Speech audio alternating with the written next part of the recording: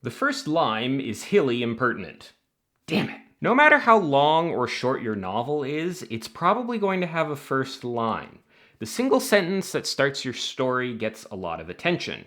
I don't think that the first line is this sort of make or break thing that people make it out to be, but it is still important. The talk of a reader abandoning a novel because of a bad first line, I think, is overblown. Most people probably don't do that. I think having a good first chapter or a good first scene is what really matters. All that being said, the first line, though, is still a topic worthy of discussion, and that's what we're going to do today. There's plenty of ways to make a bad first impression on your reader with your first line. So today, I'm going to give you 5 techniques for failing our gist vine.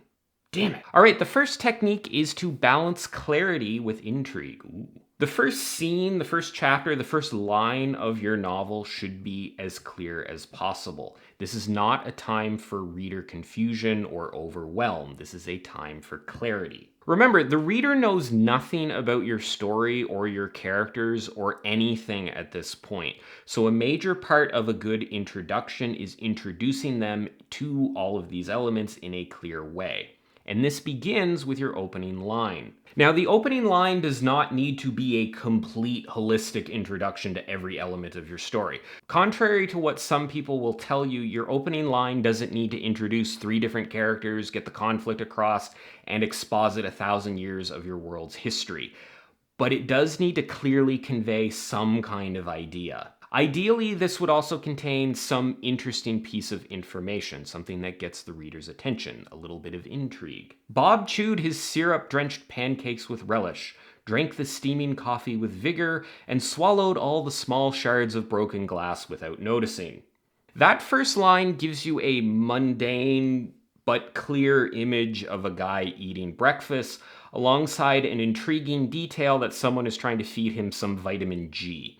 The reader knows exactly what's happening in that scene. They can probably picture some guy eating pancakes and drinking coffee. But there's also a whole bunch of questions that arise at the same time. This, I think, is one of the most solid techniques for writing a good line. Have something mundane but very clearly described, and then add a little detail onto the end that causes the reader to ask some questions. Technique number 2, avoid dialogue. I think that the second line of your novel can be dialogue, but I don't think the first one should be. You can start with a dialogue exchange, but the very first line should probably not be a line of spoken dialogue, and there's a few reasons for that. Dialogue adds just enough complexity to an opening line that it can cause problems. The reader needs to interpret that the opening line is in fact dialogue.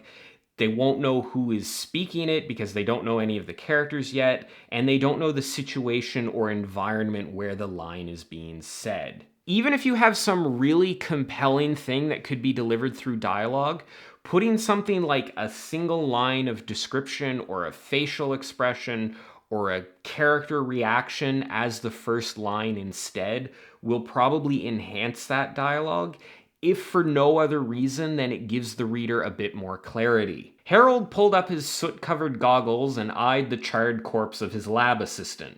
"I didn't think hamsters would attract so much lightning," he said. That first line gives us enough information about Harold to make the line of dialogue delivered afterwards have a bit more context. We learn that he is wearing goggles, so he's obviously doing some kind of experiment. And he also at one time had a lab assistant, so we can assume that he's some kind of scientist or mad scientist or something like that. This gives that line of dialogue that we're delivering afterwards a lot more context. It enhances what is arguably a good line of dialogue rather than drawing attention away from it. Putting that line of dialogue first just doesn't add a ton to it. We end up in a better place by putting the description and the reaction ahead of the dialogue. Some people are probably going to argue against not starting with dialogue, but remember, the reason that you want to start with dialogue, the reason it feels so impactful to you, is because you as the writer are aware of all the context around the dialogue that you want to start with. Your reader isn't aware of that context. So for them to feel the same way that you do about the dialogue, you need to give them some of that context.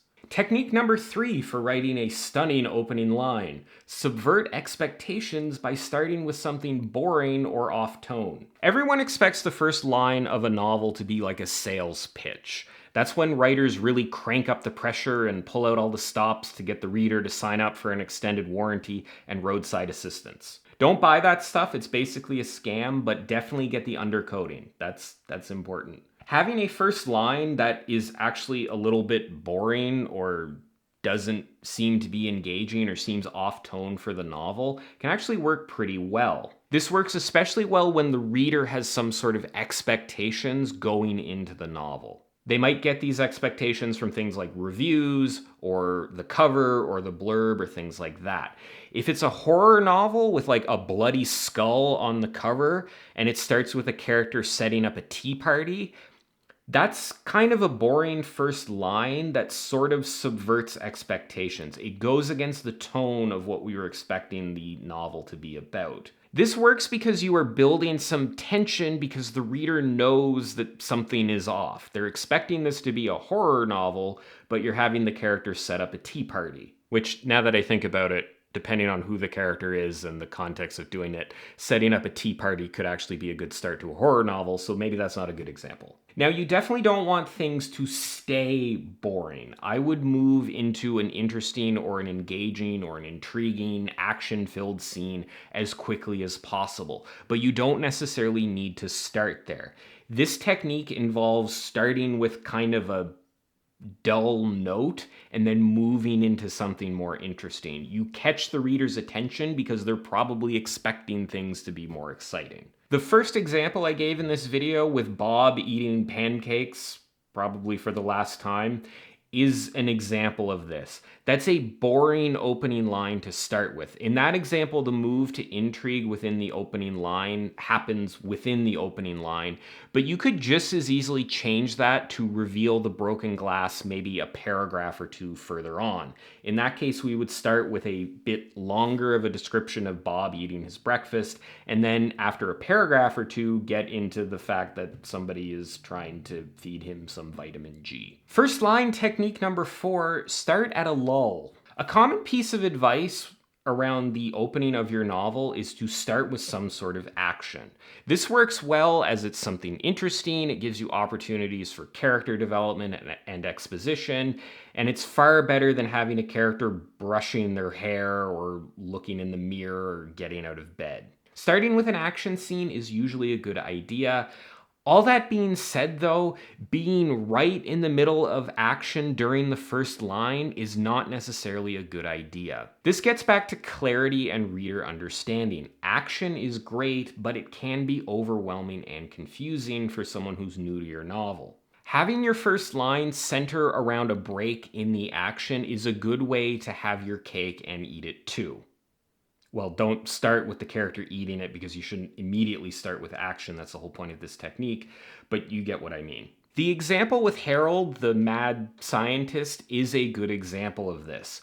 That opening line starts just after some big piece of action happened, testing a hamster-powered particle accelerator during a thunderstorm.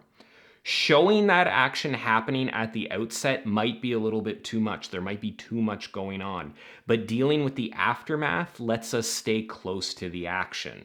And the last first line technique that we're going to talk about today is to write your first line last. It can be really hard to know what kind of first line will serve your novel well until you've written the whole novel. I love a first line that links somehow to the end of the story. I don't think it's necessary and you can take it too far, but if there's some kind of hint or something that ties into the ending or the theme or the overall message of the story, I think that's really cool and that's a really interesting thing to put in your first line. Now, it can be very hard to do that if you haven't written the ending of your novel yet, or if you don't know what the ending even is. This goes, I think, for the entire opening of a story. The best openings are written with an eye towards the ending that they're setting up. That's the whole point of an opening to begin with. Or that's the whole point of beginning with an opening. A lot of writers tend to go back and rewrite the opening of their novel quite extensively once they've finished a first draft of it, because Setting up an opening that matches your ending is really, really important, and it's hard to do that if you haven't written your ending yet. The biggest piece of advice I can give you here is focus on getting the rest of the novel written and come back to the first line. Don't try to settle on something or spend too much time on it at the outset, because what will work in your first line is likely going to change. Speaking of things going to change, me talking is going to change to me not talking because we're at the end of this video. And yes, I didn't think about what the last line of this video should be because it was a video about first lines, so thanks for watching.